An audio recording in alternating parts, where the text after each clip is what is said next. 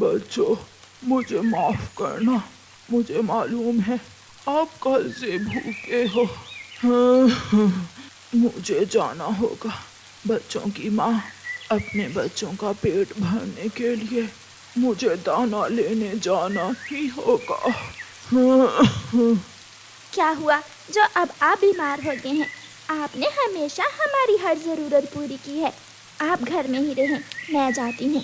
जब तक आप ठीक नहीं हो जाते, बाहर के काम मैं किया करूँगी। बाहर बारिश हो रही है, आपसे ये सब नहीं होगा। एक माँ सब कर सकती है। बच्चों, अपने पापा का ख्याल रखना, मैं जा रही हूँ। मम्मा जल्दी आना, हम आपका इंतज़ार करेंगे। फिर मम्मा चिड़िया अपनी टोकरी उठाती है और अपना छाता लेकर अपने घर से निकलती है। चिड़िया वापस चली जाओ, मैं उसी दिशा से आ रहा हूँ। उस दिशा में ना दाना है और ना ही कोई फल। तोते भैया, फिर आप ही बताइए, मुझे कहाँ जाना होगा?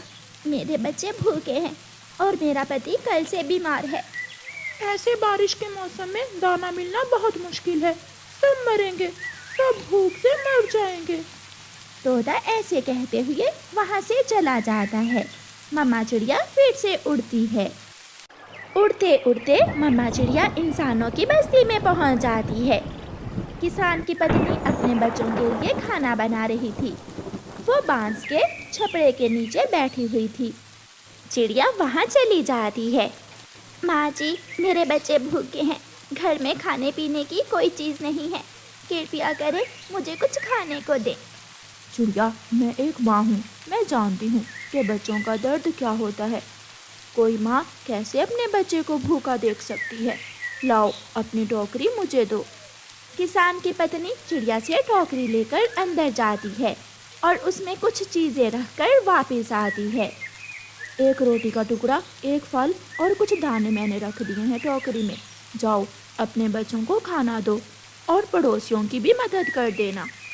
चिड़िया बहुत खुश होती है और किसान की पत्नी को धन्यवाद बोलकर टोकरी उठाती है और अपने घर वापस उड़ती है।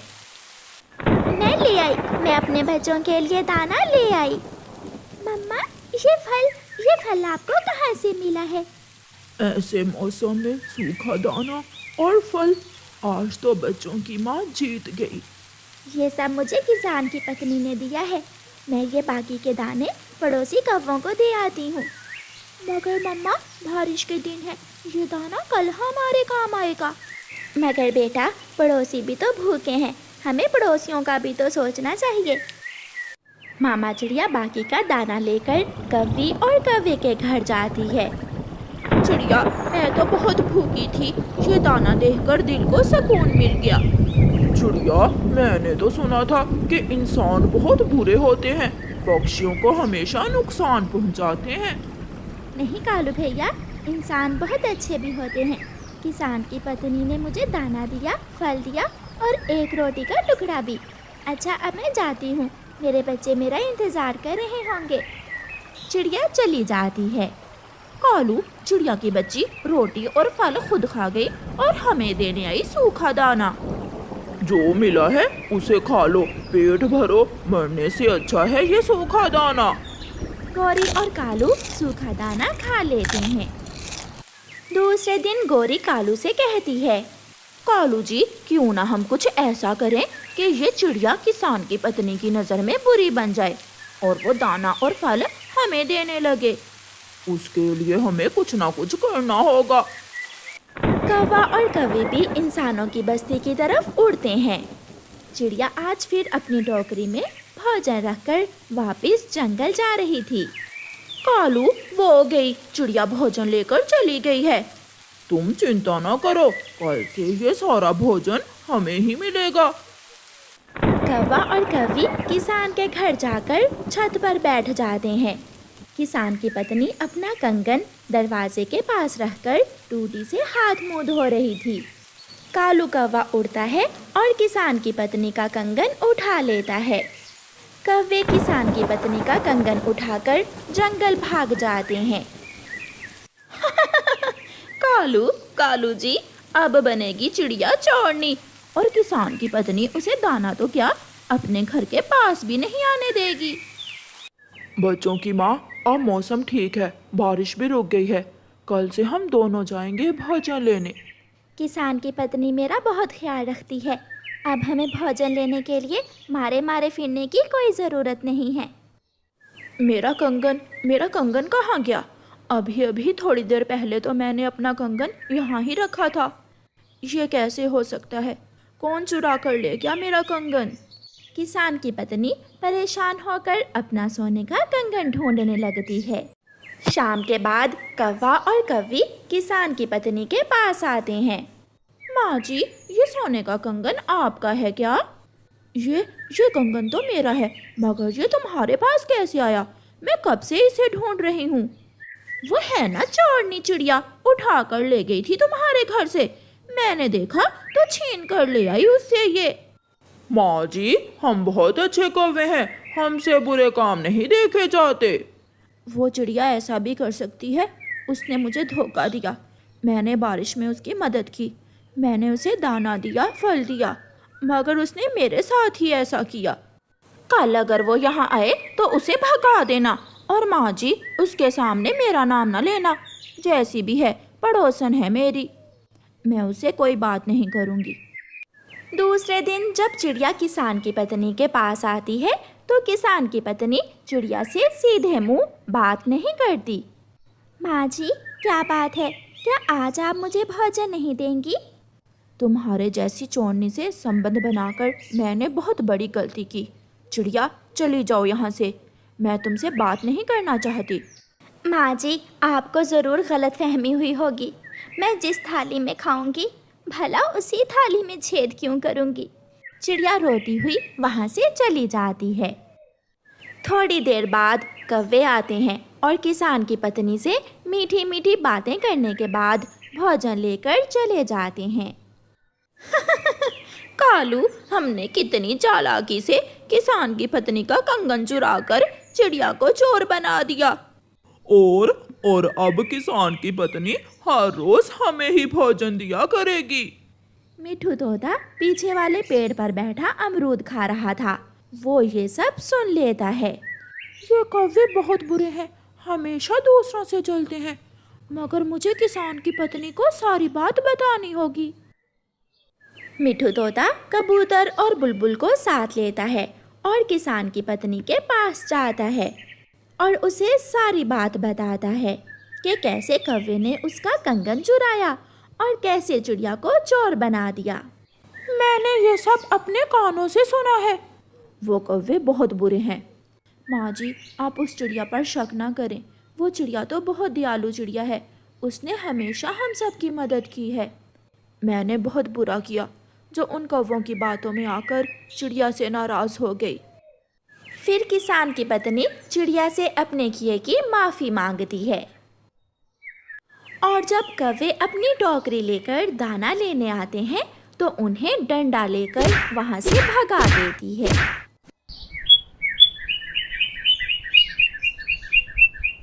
गौरी कौवी और कालू कौवे ने अपना दाना ढूंढ लिया था।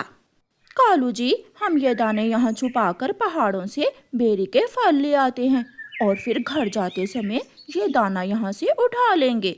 गौरी, ये दाना ही काफी है, कहीं ऐसा ना हो कि कोई हमारा ढूंढा हुआ दाना उठा कर ले जाए। मैं ये दाना पत्तों में छुपा देती हूँ, किसी को क्या खबर होगी। फिर गौरी कौवी और कालू कौवा अपना दाना पत्तों में छुपाकर पहाड़ों की तरफ बेरी के फल लेने निकल जाते हैं। उसी जंगल में रानो चिड़िया भी रहती थी। वो जैसे ही अपने घर से दाना लेने निकलती है, तेज बारिश शुरू हो जाती है। मैं यहाँ बैठ जाती हूँ और फिर जब बारिश रुकेगी तो अपना दाना ढूंढ लूँगी। चिड़िया ऐसा सोचकर एक जगह बैठ जाती है। चिड़िया का ध्यान पत्तों के नीचे जाता है और वहाँ दाना देखकर चिड़िया बहुत खुश हो जाती है। मिल गया, मुझे दाना मिल गया। मुझे आज ज़्यादा दूर नहीं जाना पड़ा, मुझे दाना मेरे घर के पास से ही मिल गया। चिड़िया नहीं जानती थी कि वो दाना तो गौरी और कालू कौवे ने छुपाया हुआ है, इसलिए चिड़िया वो दाना लेकर अपने घर चली जाती है।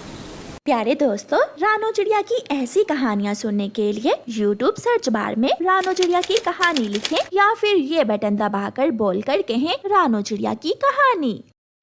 गोरी, अब चलो घर, मुझे तो बारिश में ठंड लग रही है। कालू, पहले खाएंगे हम दाना और फिर खाएंगे ये बेरी के फल। आज तो बारिश में मजा ही आ जाएगा। कौवा और कव्वी उड़ते हैं। कालू, कालू, पत्तों के नीचे दाना नहीं है, हम लुट गए। कोई हमारा दाना चुरा कर ले गया।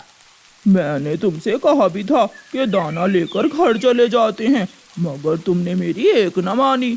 अब खा लो दाना। मैं छोड़ूंगी नहीं, मैं ढूंढ लूंगी। मैं सबके घरों में जाकर देखूंगी। गोरी, बारिश तेज है, मैं तो चला घर, तुम भी आ जाओ। ऐसी बारिश में तुम बीमार भी हो सकती हो। तो क्या मैं अपना मेहनत से ढूंढा हुआ दाना किसी को खा लेने दूं? नहीं, ऐसा नहीं होने दूंगी मैं। कालू कौवा तो अपने घर चला जाता है, मगर गोरी कव्वी सबसे पहले तोते के घर में जाती है। तोते तोते, दरवाजा खोलो। गोरी, क्या बात है? तुम बारिश में तो अपने घर में आराम से बैठ जाओ। मुझे तुम्हारे घर की तलाशी लेनी है, मेरा दाना चोरी हुआ है। मैं तुम्हें शक्ल से चोर लगता हूँ क्या? चोरों के मुंह पर नहीं लिखा होता, मुझे देखने दो, परे हटो।